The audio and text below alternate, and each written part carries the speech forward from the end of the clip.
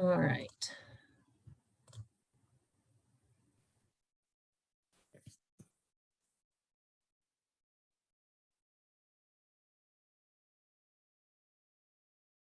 All right, and I think I have our presentation up on screen. Tony, if you could just confirm for me. Hi, Diane, it's there. I can see it. Perfect. All right.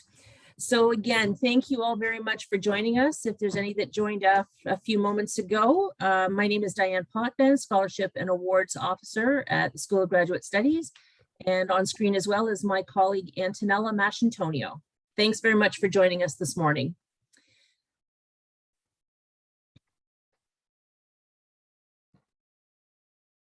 So I'd just like to start with the land acknowledgement.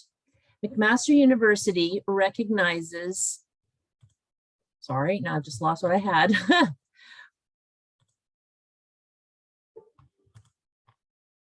McMaster University recognizes and acknowledges that it is located on the traditional territories of the Mississauga and Haudenosaunee and nations and within the lands protected by the Dish with One Spoon Wampum Agreement.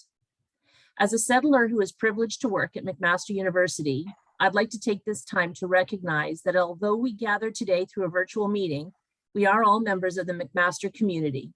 And McMaster University is situated on the traditional territory shared between the Haudenosaunee Confederacy and the Anishinaabe Nations, which was acknowledged in the Dish with One Spoon Wampum Belt. That belt uses the symbolism of a dish to represent the territory and one spoon to represent that people are to share the resources of the land and only take what they need. Acknowledging the land where we study, live, and work is only one action and step towards reconciliation. We must do more to understand and learn about the rich history of this land so that we can better understand our roles. To learn more about the land that we inhabit and the history of these lands, I encourage you to consult the website native-land.ca. Thanks. And now I will turn the presentation over to Antonella. Okay, I'll start the presentation. I'm just going to turn my camera off. We're going to focus on the slides then, okay? So the CGSM application is harmonized for all three agencies. So that would be CIHR, INSERC, and SSHRC. It's basically the same is the exact same application and process. You just have to tick off which one you're applying to.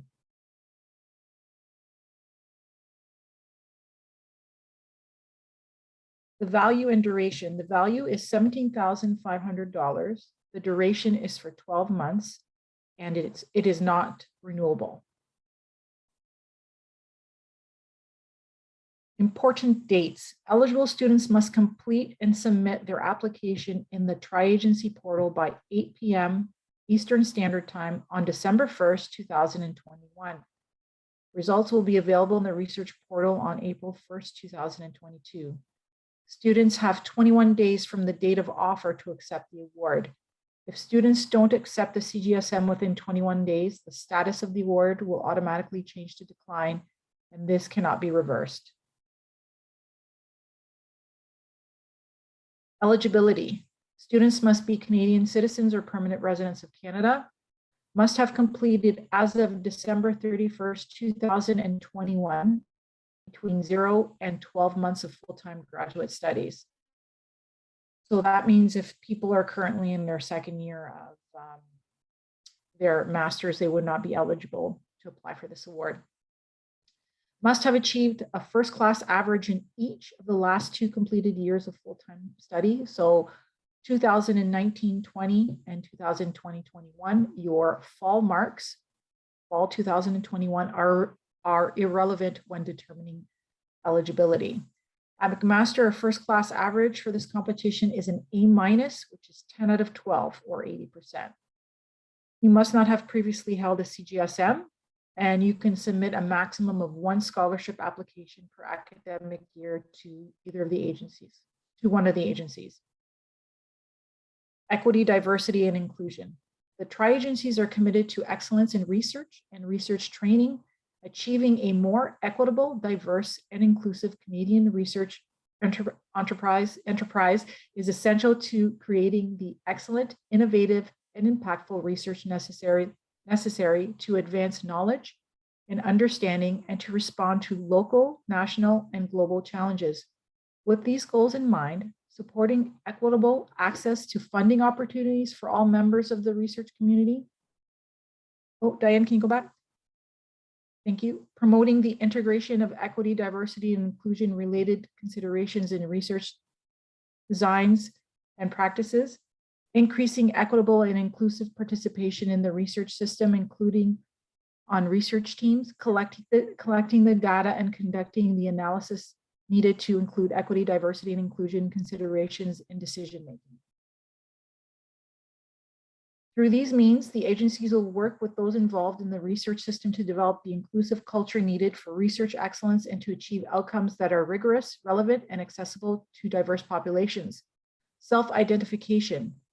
You must complete the self-identification form found in the person profile of the research portal when applying for funding. This data provides information on the diversity of the population applying for and receiving agency funds. This information increases the agency's capacity to monitor their progress on increasing equity, diversity, and inclusion in their programs, to recognize and remove barriers, and to design new measures to achieve EDI in the research enterprise. If you do not want to self-identify, you have the option to choose, I prefer not to answer for each question, but you are required to select a response for the questionnaire to be marked as complete. Self-identification information is not part of your application and will be neither accessible to nor shared with external reviewers and or selection committee members.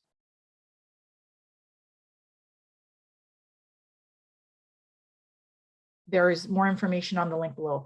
Special circumstances.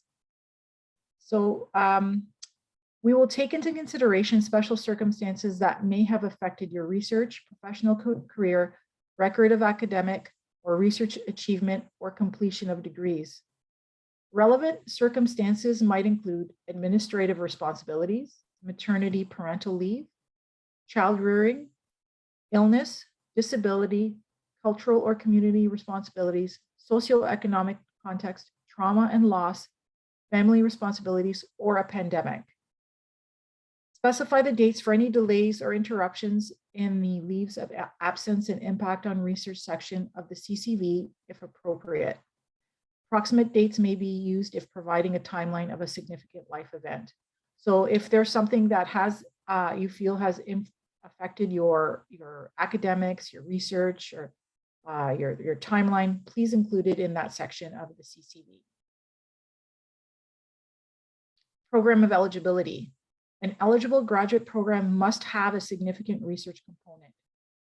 A significant research component is considered to be original autonomous research that leads to the completion of a thesis, major research project, dissertation, scholarly publication, performance, recital, and or exhibit that is merit expert reviewed at the institutional level as a requirement for completion of the program. Joint programs with a professional degree, for example, MD, PhD, DVM, PhD, JD, MA, JD, PhD, MBA, PhD, MA, MBA, are eligible if they have a significant autonomous research component as described in the last slide. Clinically oriented programs of study, including clinical psychology, are also eligible programs if they have a significant research component as described in the last slide. Master's programs that are based only on coursework are typically not eligible since they do not include a significant autonomous research component. If you are still unclear if your program qualifies, we suggest that you contact your department for guidance, as they would know if your program would qualify for CGSM. Selection criteria. Academic excellence is 50%, research potential is 30%, personal characteristics and interpersonal skills is 20%. Application overview. The outline of the proposed research and the bibliography and citation. So the outline of proposed research is a maximum of 1 page. The bibliography citations is a maximum of 1 page. If you, so when you upload these documents, you upload them together. So in the past, a lot of students have thought, well, there's 2 pages and my bibliography is going to be longer than 1 page. So they extend their bibliography and just put their citations at the bottom of page 2.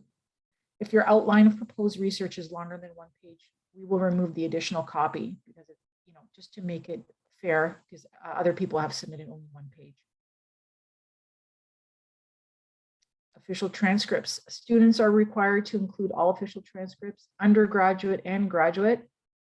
McMaster transcripts from the current fall 2021 session are required for every applicant, even if there are no grades. This is to confirm your full-time enrollment. So if you just started your master's in September, you're still required to upload a McMaster transcript. Include 1 transcript legend from each institution. The other item required is the CGSM Canadian Common CV or the CCV, and 2 reference assessments. Yeah, just it's important to note that you won't be able to submit your application if your reference assessments have not been submitted. How do you apply? Online using the research portal, which is hosted by INSERC. Please read all the instructions prior to beginning your application. You can select up to 3 universities to submit your CGS application to. Applicants can't select the same university twice with different departments. Your award is not tied to the department you indicated in your application. So for example, let's say you pick psychology in your application and you win the CGSM. You're not obligated to take that CGSM to psychology. You might end up in neuroscience, for example, but it has to be under the same, your research has to remain under the same agency. So if you apply to INSERC and you want to use it in a different department, your research has to remain under INSERC. Selection process and post-award administration is carried out at the university who offered your award. The award is not transferable to another institution. Your next steps would be to order official fall 2021 transcripts from McMaster, order official transcripts from any other university you have attended if you don't already have them. Start your CGSM Canadian Common CV. Ask 2 referees to complete letters of appraisal. Make sure to submit your entire application before the deadline. There are absolutely no extensions given by the tri-agencies. The December 1st deadline is not a McMaster deadline, it's a tri-agency deadline, and they don't give extensions. So COVID-19 transcripts. Up-to-date official transcripts are normally required for the CGS Masters competitions. Up-to-date transcripts are defined as transcripts dated or issued in the fall 2021 session if currently registered, or after the last term completed if you're not currently registered.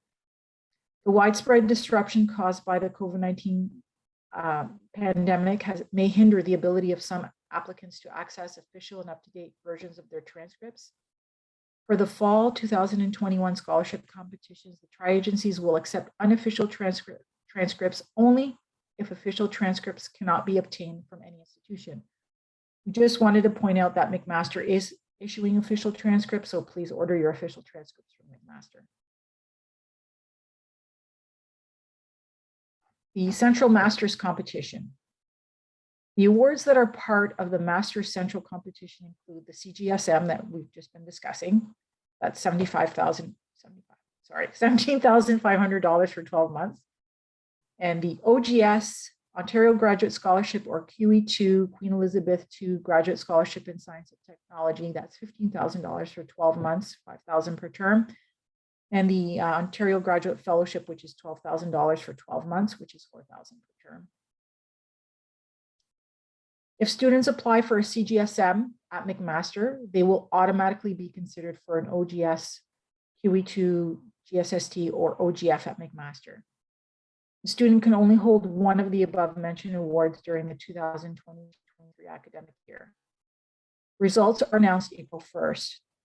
So although we announced the results April 1st, there's a lot of movement because students have submitted their CGSM applications to multiple universities. So students are declining and going to different universities. So there's a movement. So the awards are probably usually given out until mid-May. So if you don't win one April 1st, it doesn't mean you won't win one.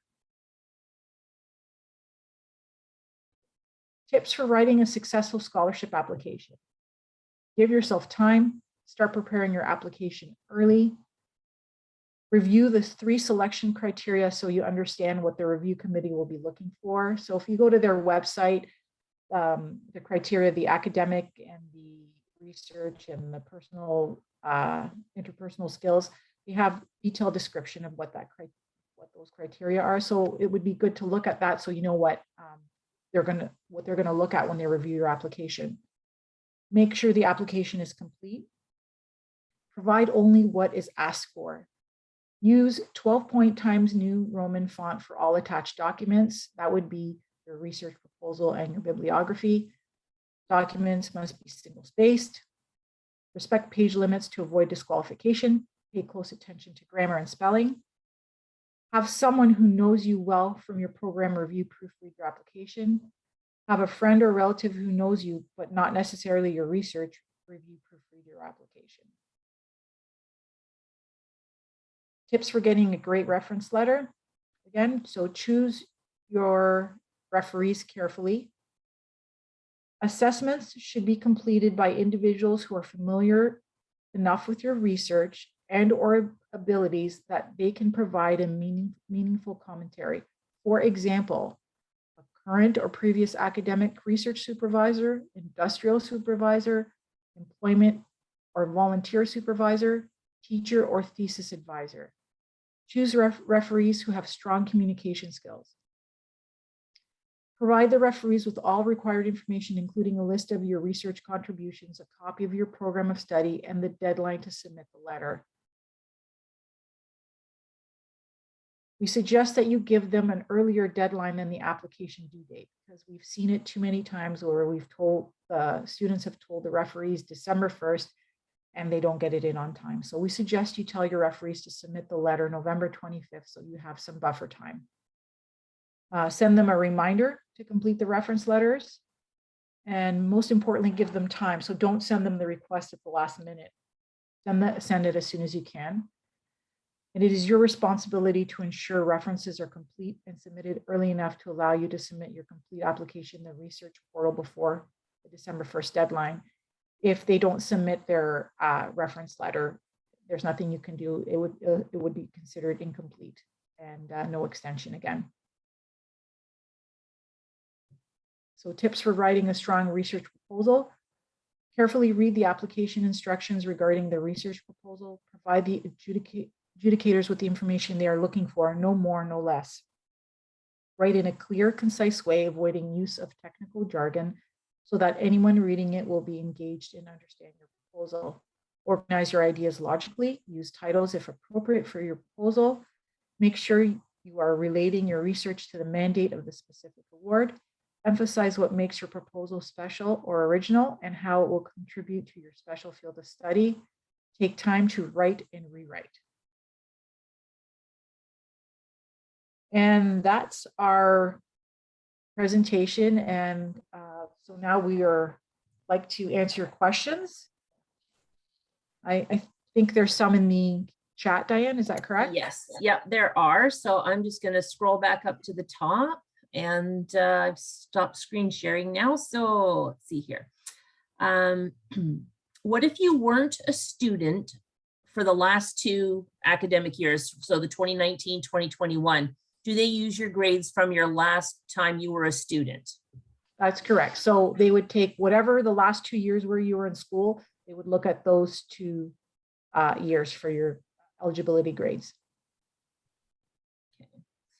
Next one is, if you received transfer credits from advanced placement or IB classes in high school, do we need a transcript demonstrating the grade we received in those courses? If so, do you want the mark on the AP IB exam, or do you want the mark in the high school class? So we only take university transcripts. We don't take high school transcripts. So if they were transferred to your university transcript, did I understand that correctly, Diane? Then you just submit your university transcript. We don't need the high school transcript. Correct. Yeah. Yeah. Okay, great. Sorry. So the credit of a T is fine because I think it comes up as like a T or something on your university transcript. Yeah, see, well, they don't ask for high school transcripts. So if it's on your university transcript, then that's fine. Okay, thanks. All right. All right, are references through the form of a letter or form? So it's through a form. They get a link directly. So you put in their email address and their name and email address, and then they get links to complete a form online. A question again had come up about whether the PowerPoint would be available, and yes, it will, as well as the recording of the presentation. We will put those on the CGSM webpage on the Graduate Scholarships website. Okay, and I'll pop that in at the end as well. See here. Can we have transcripts sent to us? For example, PDF sent to our email and then upload them to the application? Would they be accepted if they don't come directly from our school? Yes, absolutely. They can go to you. You just scan them and upload them to your application. Yeah. I did co-op between 2019 and 2020 and the final year in 2021. How would this, would the applicable marks work for that? I guess I'd want to know, are there no marks at all in the last 2 years? Are they saying both years there's no marks? Sorry. I did co-op between 1920 and the final year in 2021. Maybe Action, if you're on, maybe you can just pop on and clarify.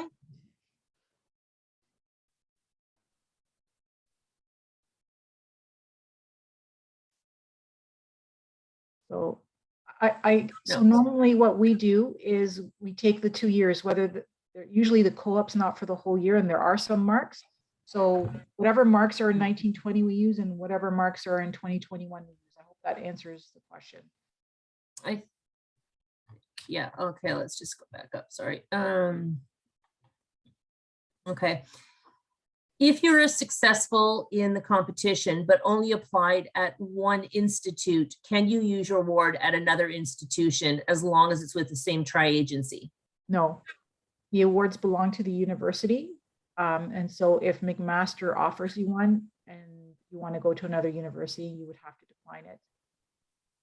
So that's why they allow you to apply to 3 institutions so that you have options. Yeah. Similar to the question above, if you apply to more than one university, do you have to complete multiple OGS applications with unique research proposals for the different universities? So each university runs their OGS competition differently. You'd have to check with the other universities you are applying to, how they run their OGS competitions. At McMaster, if you apply to the CGSM, you're automatically considered for the OGS. No additional application is required, but other universities may require an application. In 3rd year, I was a research assistant at the McMaster Children's Hospital, where I recruited patients to the study, administered questionnaires, entered results in a database, etc. Position was unpaid, but it was still a research position that I later did a research project using the data I helped collect. Do you think it should go under community and volunteer experience or go under academic work experience, since it was related to my academics and research?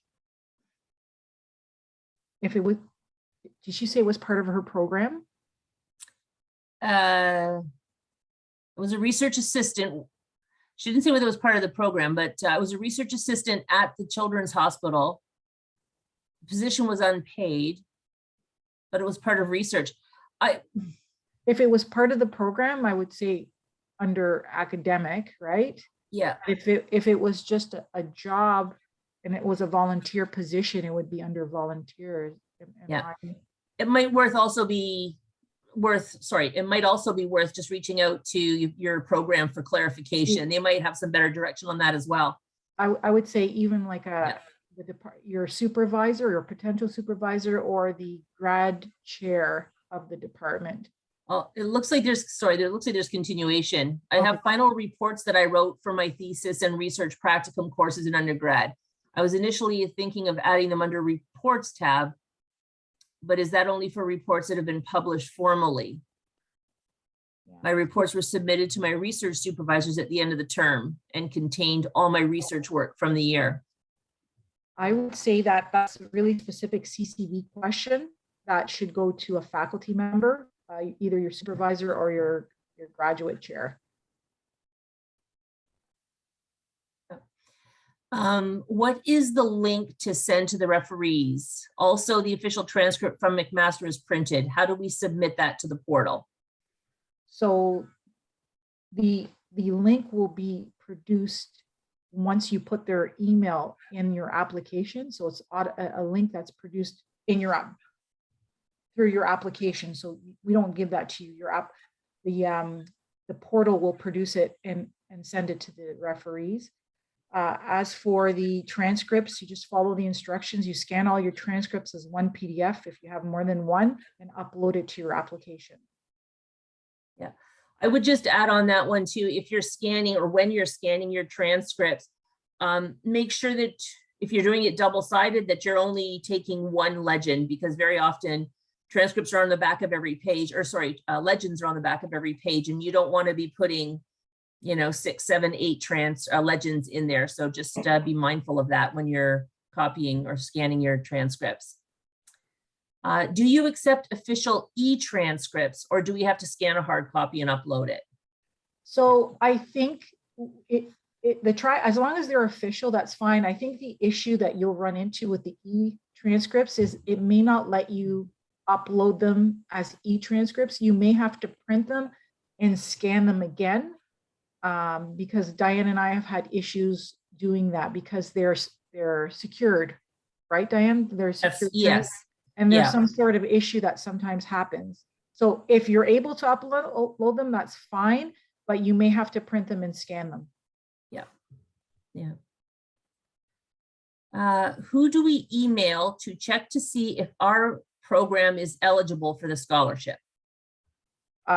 Well, whoever the graduate administrator, you can start by emailing the graduate administrator of your department. Did they provide a department program name? No. So whoever your proposed department is, that would be the place to start. Excuse me. If you're applying for an accelerated MA PhD program, i.e. one-year master's, but it's not defended and you don't get an MSc, do you still apply for OGS or OGSM or OGSD? There is no OGSD application. No. I'm not, what does so is this a CGSM or an OGS question? So no, I think it's It was a CGSM and CGSD. I realized I kept saying the wrong thing. so you do mean CGSM. Okay. So what, did you just start a master's in September? No, I'm applying for a program that doesn't have a defended master's, but I'm wondering, do I apply for CGSD or do I apply for the master's funding? Because it is a master's year, but you just don't get a master's degree after, and you're doing thesis work still, I think. So what are you an undergrad student right now? Yes, I'm an undergrad. So you've missed the doctoral deadline anyway. Yeah. But I would say that you would apply for the CGSM because you're an undergrad, and even if as long as you have less than 12 months of graduate studies, which you do, you would apply for the CGSM. Okay, thank you. No problem. All right, next question is, how is the OGF different from the OGS? I received the OGS for 21-22. Would I be eligible for OGF in 22-23? You'd be eligible for either one. As long as you apply for the CGSM, you'd be considered for CGSM, OGS, or OGF. Depending on, so the difference is the top students get the CGSM, the next top students get the OGS, and then the other students, they're still ranked high, the next group of students that get the OGF. So it's all has to do with how you're ranked in the competition. Yeah. There was also a kind of an additional question to that to clarify. There's no separate McMaster deadline for NSERC, only the tri-agency deadline. Correct. So for masters, the three of them all have the same deadline. CIHR, INSERC, and SHIRK masters are all due December 1st. Okay. Next question is, I am holding a CGSM and will apply to OGS. Can I use the same research proposal I used for CGSM? If it's still accurate. Yep. Next question, are we supposed to send an outline of the research that is to be done in the master's year? I mean, I think they're sorry. I'm thinking, and maybe they can correct us if our thoughts are wrong, but to me that means, like, are you supposed to submit an outline of the research? You just follow the instructions of the application. It's going to ask you for a research proposal. Tony, I'm not sure whether it asks for like a lay abstract or anything as a part of the CGSM. Do you? I don't think so. No, I think it's just the straight proposal, and it'll ask you for it if it does in the application process. So sorry, the question was what? Are we supposed to send an outline of the research that is to be done in the master's year? Yeah, so the proposal that you're doing is what you plan to do in your master's year, not if you're doing something currently right now. Let's see here. Let me just go back to. Oh, so we had an email or came back into the chat when we had the questions about the co-op. So the student during their co-op did not take any classes, but the co-op shows up on my transcript. In that case, would only my 2021 marks count, or would they use 18, 19, and 2021? Okay, so usually the way we look at it is that we consider there's no marks 1 year. We just look at the 1 year. That's how we've done it in the past.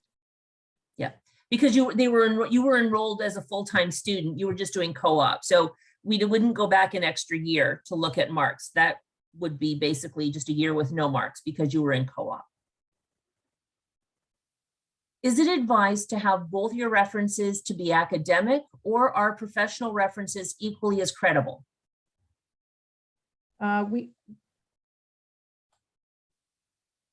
So normally they like the academic from our experience, from what the committee has said, but if you feel the professional referee will be better and give you a better reference, then you can use one of those. They give examples on who you can use as referees. We talked about that in the slide, but we don't advise on who you should choose. But I would just say pick the people who would give you the best references and who know you well enough. And yeah, that's what I would say. Yeah. The next question is, how many of each scholarships are given out each cycle? So they changed it this year. We got, if you give me a quick second, while I'm looking that up, Diane. Yep. We got, I just don't want to misspeak. So we have 100 in total.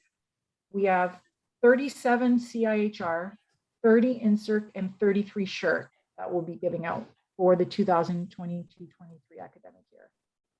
Perfect. Next question. If you are switching from MSc to PhD in January, would you recommend I apply for CGSM now or just apply for CGSD next year? I would recommend you apply for CGSM this year because even if you get it, you can still apply for CGSD next year. And you'll be eligible as long as you don't have more than 12 months of graduate studies as of December 31st, you can still be in a PhD program and hold the CGSM. Yeah. Do you require a separate research proposal for each academic institution to which you apply? No, just one. Are there other available funding scholarships that we can apply for to increase our funding? Moreover, does the Tri-Council funding add on to the funding minimum guaranteed by the Institute? You'd have to discuss that with your program about each program has a different rule on how they deal with funding. And there's nothing else you can apply to, just the CGSM, and then you would be considered for all the other awards. So it's pretty convenient because it's just one application and you'd be considered for a few awards at the same time. Yeah. Something else to note, though, that there are other scholarship opportunities once, like internal and donor scholarships and bursaries if you're eligible for those, but they're all available in course. So it would have to be once you are enrolled in your program that you could apply through Award Spring to some additional funding. But as I said, they're all in course. So you wouldn't know in advance of starting your year. Next question is it okay if your research proposal does not stay exactly the same throughout the course of your master's? I just began my master's, but the course of my research may change next year. Yes, absolutely. As long as it remains under the same agency, as long as you don't change your research from CIHR to INSERC, you're fine. From the CGSM website, if your transcripts include transfer credits from another institution, the original transcript with the grades shown should be included. For classes taken on exchange in another country, does a WES equivalency need to be provided as well? On my official transcript from the exchange institution, grades are already converted to letter grades. So you do need to include any transcript from any university that you attended. And if you have the conversion, that won't hurt including it, right, Diane? I would say absolutely, for sure. Yeah. It just provides better clarity for people that are reviewing your application. Yeah, absolutely. Yeah. What does the competition look like? How many people usually apply to each scholarship? I can tell you how many applied last year.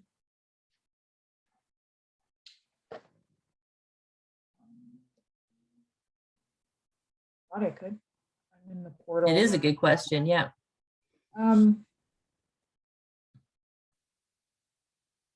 So it's usually around 100 and something. No, I'm lying. So last year for all three agencies, we had 444 applications. So you kind of cut out there, Tony. Did you say 444 Yeah. applications for all three agencies? Most of them, INSERC has a large majority of it. And then it's CIHR and then SHRC. But each year it changes, and it's really hard. Even if I tell you the number of applicants, the issues that arise are a lot of applicants who are not eligible apply, so they're made ineligible, so they're not even ranked in the competition, as well as a lot of people end up decline, not a lot, people decline because they go to another university because they've chosen 3 universities. So it's really hard to, some years there's a better chance of someone getting it because it depends on how many students decide to go to another university. If that makes sense. Excuse me. Is the CCV a regular resume, or are there special and specific things that should be included and highlighted? It is a special resume, and Yeah. once you start your application, you'll see. And if you do need assistance with it, you should talk to your supervisor or your department, because it can be overwhelming the first time you do the Canadian Commons CV. Yeah. And sometimes it's hard to know what to put like we had another student ask where they should put something. And sometimes it's hard to determine what section it goes under. Yeah. Yeah. There was a follow-up to that, and it was, must the CV also be in Times Roman 12 point font? No, so that's not considered an attachment like the bibliography and the research proposal. I think you can only type a certain way once you're in the CCV. Next question is, I completed my master's in 2021 in Canada and started my PhD studies in the fall at McMaster. Should I apply for CGSM or CGSD next year? Next year? Yeah, so they've just started their PhD this fall. So they'll have, they should apply for CGSD next year. yeah. But I mean, next year, what about this fall? So if did they do a 1-year master's or? It doesn't say, it just says I completed my master's in 2021. Let me just see here if they've answered. 2-year master's. Okay, so they're not eligible for the CGSM. Yeah. So they would apply for the CGSD. Yeah, next year. Yeah. Someone was just asking for an explanation again of the selection of 3 universities. So basically, a student decides what 3 universities they want to submit their CGSM application to. You can pick whichever universities you want, based on the programs that they have. You are asked to choose a department of that university. Like, so you're asked to choose, again, want to do biochemistry. So you would choose biochemistry, but again, you're not limited to, if you do get the award, you don't have to use it in the biochem department. As long as you're still under CIHR, you can take it to medical sciences. So I'm not sure, is that enough, Diane? Do you have Well, anything else to say? I think the other thing too is just about the selection of 3 universities. I mean, you don't have to put 3 on there, but if you only select McMaster, as Tony had mentioned earlier, and you don't get offered at McMaster, then that's it, you're done. There's no other options for any other universities to offer you a CGSM. Now, that being said, I don't think we had mentioned it actually earlier. The CGSMs, once you accept an offer to a CGSM, if you were offered it at all 3 of your selections, the other 2 get turned off. Basically, they're denied because you've accepted it. So you need to, if you've got the 3 there, you have to be very sure where you want to go, because once you select one, that's it. The other 2 are off the table. And you have 21 days from Yeah. when it's offered to you. So that's why some students wait to see before they accept from a certain university. They wait to see if another university might offer it to them. So, but Yeah. once the 21 days is up, if you haven't accepted it, it goes to decline. So you've lost that award. Yeah. Next question was, typically you apply to the CGSM before submitting applications to your grad programs, correct? Yeah, it depends on when the deadlines are for certain programs, but yes. Mhm. Yeah. I'm in my first year of master's at Mac. Can I apply for the CGSM with only selecting one university? Yes, think absolutely. Yeah. Whoops, just bounced down. Just to follow up, does the research proposal not have to include a specific study that you would complete with a specific PI? Well, a lot of times students don't know that information yet. Yeah. So people know that. And so you just do the best you can with your, come up with a research proposal that you think that you will do in your first year. Because some students don't necessarily have a supervisor yet because it's so Right. early. Yeah. The next question was, do you need only one CGSM application for all 3 universities? Yes. For the proposed research, does the university you're applying to read it? You mentioned we can submit the same research proposal to multiple universities, but will the university assess whether the proposed research matches with a supervisor in the department? Example, if I proposed a study on exercise at all 3 universities, but one university has no potential supervisor, then will that impact your application? Yes. So it's up to the university to decide if they feel you should be ranked in their competition. So if they look at the application initially, like when you first submit, and they're like, well, you know what, we don't do the research here, so we're not going to put this application forward to be ranked in our competition. So that does happen. Yeah. And that would also actually appear if you were declined, you would get a notification. It'll tell you why you were declined. And I believe that is one of the options, right? I can't remember the exact wording, but it's basically that your research doesn't match. So the institution. So again, there was just confirmation. If I apply to 2 schools, I need 2 research proposals. No, No, just 1. just one. If you are currently in your first year master's, apply to the CGSM and accept an offer, would you still be eligible to apply for a CGSD the following year? Yes. Yeah. You can't hold them at the same time, but if you apply this year, you're holding it in 2022-23, and then next fall, you can apply for the CGSD for the year after. Right, yeah.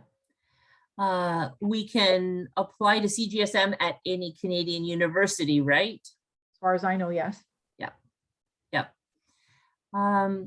What do you mean by we need only 1 CGSM application for all 3? I thought the award is non-transferable between the universities.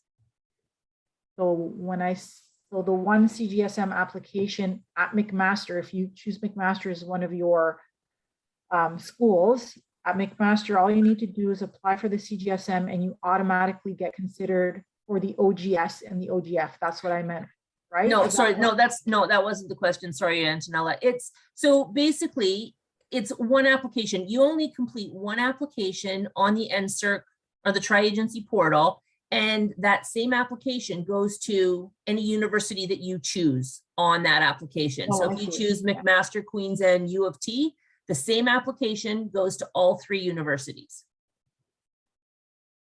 But if you accept it at McMaster, you can't take it anywhere else. That the actual award is tied to the university where you choose to take it. So if you choose it at McMaster, but decide you want to go to Toronto, then you go to Toronto without a CGSM. If you choose Toronto and want to come here, you come here without a CGSM. I hope that answers your question.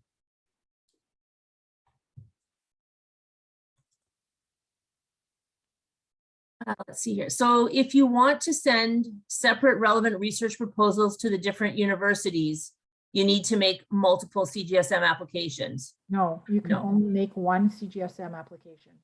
Yeah. Yeah, you, yeah, it's just 1. So that's why you need to, you can't, for this application, you can't tailor it specifically to 1 university's program that you want to go. You have to be somewhat generic, I guess, right, Tony? Because Some students have not been. Some students had, some students I've seen their application where they really tailored it to 1 university and 1 professor. And sometimes the risk you take there is that the other university will say, well, I mean, we do this kind of research here, but they may not want to come here. But a lot of times the other universities will say, well, that's a good research proposal. We can do that here. We'll rank it in our competition. And if they win, they might consider coming here. So it's the risk you take if you make it really specific that another university may not want to rank your application. right. Yeah. Tony, Hanadi's got her hand up here. She wants to ask a question. Hanadi? Thanks, Diana. I'm Yes. sorry, I'm new to this as well, like research, and you guys are aware of it. Quick question, and I'm sorry if it's a dumb question. So it sounds like these applications are submitted before a student applies to a grad program, and each grad program has their own like closing deadline, etc. Now, if a student gets accepted to McMaster with a CGSM, does that mean as a program we have to offer them? Or we can still decline an applicant regardless if they hold a CGSM or not? How does the university feel about this? We wouldn't offer them a CGSM if the department didn't want them. But what if you have 2 different deadlines? What if the student applied to McMaster before CGSM is decided or vice versa? So Do you know what I mean? Like, we have So so they- many different deadlines in math and stats, so. Right, so they apply by December 1st and we don't start Okay. awarding them until April 1st is when we let them know. Right, So in March, Okay. we know who wins. So we'd contact the department in March to see what their thoughts were. okay, but we can still decline an applicant, or let's say we run out of funding and this guy applied late to the program. Like for instance, in math and stats, we have like April 30 deadline or June 15 deadline to apply to the program. So and let's say the program doesn't have any more supervisors to offer them, like, to offer them a spot, can we still decline them, or it's not really favorable thing to do? I'll have to check with the associate dean about that. That's a different question that I'm used to getting. So Okay, usually the deadlines are before that. So by the time we give out the awards in April, so I'll talk to the associate dean and see what his thoughts are. If you can give me your deadlines so I understand, you can email us and then I can talk to the associate dean. I'll send you a side note. Sure. Perfect, thanks. Thank you. Thank you. Another question, does McMaster, the specific department in McMaster, or the government choose who gets the scholarship? It is a committee at McMaster that ranks the applications, and then based on their scores, that's how we award the CGSMs. If one of your academic averages is 9.9 out of 12 in a McMaster GPA scale, would you fall under ineligible? Yes.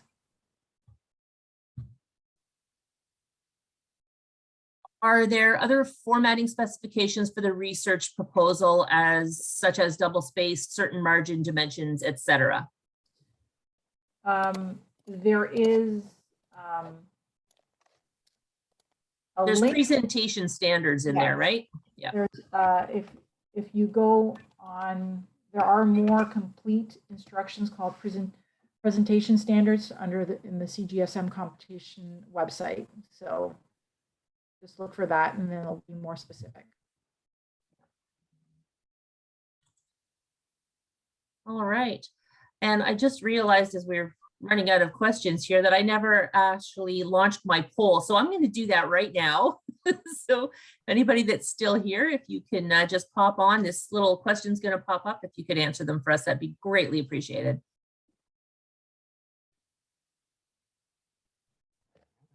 Thanks for the reminder, Sandra. We caught it at the exact same time. And that's all that I have for questions right now, Tony. So we can just maybe wait a few more minutes to see if anyone else has anything else coming up. Okay, so I got the presentation link here. So I'll put it in here to everyone. So there's a link here which has the complete instructions for the presentation standards that I just put in. Sure. Sobia, you say you've got a clarification question. If you want, you can just pop on and unmute. Okay, sure. So I asked a couple questions regarding the CGSM applications, but for multiple universities, right? But I'm getting a bit confused now because, so we only have one CGSM application that we can write, but then there's OGS and that's different, and that we can apply separately for the universities if it's not McMaster, right? Again, I don't know what other universities are doing. At McMaster, we don't have a separate application, so you'd have to check with the other universities you're applying to. Yeah, I think you'd have to look, like we have a document that we've put together for our CGSM competition, and we identify that we use our our CGSM competition to determine OGS. Waterloo, U of T, they probably all have their own CGSM documentation, and they will identify how they operate with their OGS. Okay, that makes sense. And then for the research proposal, if you're applying for different stuff, then you can either make a more general one or make a more specific one. But then with a more specific one, like either way, it has different, the committee might view it differently. But those are your two options you can go with, right? Yeah. So I mean, yeah, you can do whatever you feel is best. If you want to be more specific because you feel it's going to be a better research proposal and sound better, it doesn't mean it's a bad idea. As long as if you're going to be really specific, I would look at the schools you're applying to make sure that they deal with that kind of research. Mm-hmm. So that, the schools say, oh, I know that maybe that professor at that other school does this, but we do this here. That's what I would, because you just never know what another university might say and think, wow, God, that we don't do that here. I don't want to consider that application, So as long as I think they do that kind of research at that university, you should be safe to be specific if you like. So it's more about showing your research like potential through your ability to critically think and come up with a research proposal, and less about the specifics, right? Because once you're actually doing your master's, then you might change it up or you might Yes. adapt to the lab. Yeah, you definitely you can change it up once you're doing your master's. As I mentioned, as long as you're still in the same, your research still falls under, let's say you're doing CIHR, right? Then that's fine. It changes a lot because a lot of fourth year students are unclear on what they're going to be doing. They're not sure. They just have an idea. And the majority of the time it does change if you're in fourth year and starting a master's, because sometimes you don't end up getting the supervisor you thought. So things change, or you go to a different department. Okay, that makes sense. And also just to clarify, for clinical psychology, what type of tri-consult would that fall under? Is it CHIHR? You'd have to check with the psychology department. Okay, okay, thank you so much. And I did just put something in the chat. This is the description of what research, when they review your application, the research potentials were 30%. And in there, I put that as demonstrated by your research history, your interest in discovery. And that's what the committee looks at. Okay, thank you so much. This No helps problem. a lot. No problem. Just note too that I did just pop in our email address into the chat as well. So if after the presentation some other questions pop up, feel free to send us a message and we're happy to help you out with anything further. So another question that popped in here is the bibliography / citation supposed to outline your publications, or is it supposed to be the citations from your research proposal? It's supposed to be the citations from your research proposal. The publications and all that information is included in the CCV.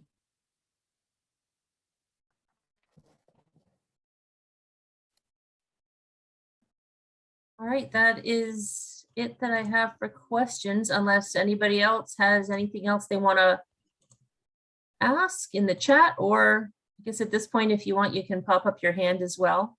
I think there's one here. Yep. Hi there. Yeah.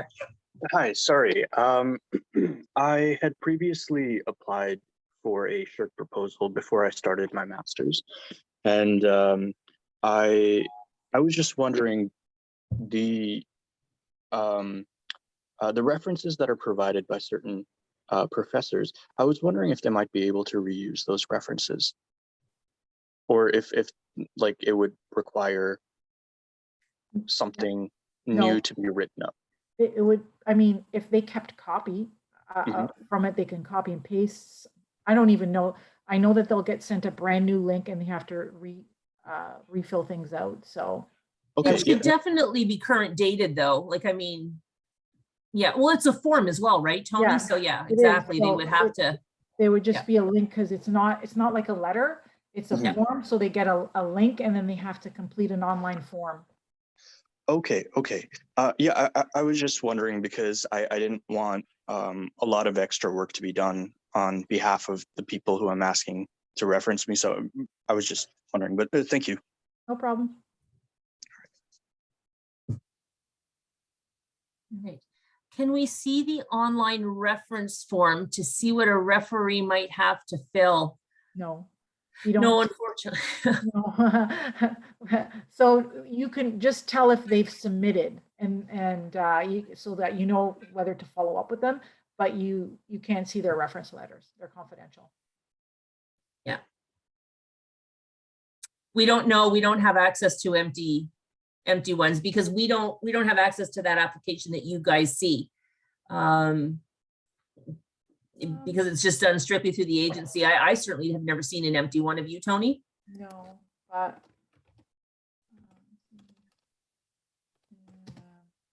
I'm just seeing reference. I'll just see if something comes up.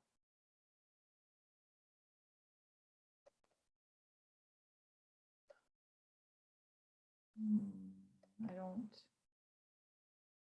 No. Yeah, I've never seen a blank one. Yeah. But it's, I mean, I believe they write it based on the criteria, right? Yeah. They get asked questions. If you look on their website, they break down what's academic excellence, what's research potential, and so on. So I believe they get asked questions concerning that.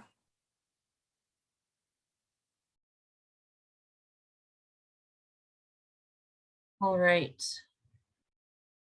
And then I think, unless we have any other questions, we have come to the end. Oh, somebody's just poked in. There are instructions. There are these instructions, but they're for PhD. Yes. Yeah, they're not CGSM. Yeah. Could you share the web page on the breakdown? Yes, absolutely. Give me a second. I'm going to do that right now.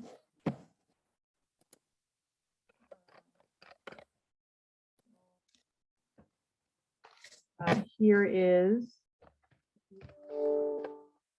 so here is the link there. This is the overview of the master's program. And there's something, if you scroll down, there's something called selection criteria. And that is what the reference letter should be based on.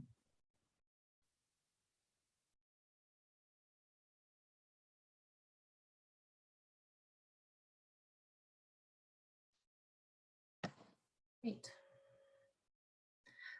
All right. So I think that brings this session to a close then. As I said, I did pop into the chat our email address. So if anything else comes to mind, please feel free to reach out to either Antonella or myself. And thanks very much for your time today. We appreciate you taking an interest in the CGSM. Good luck, everyone. Thanks. Good luck. Have a great day. Thank you. Bye.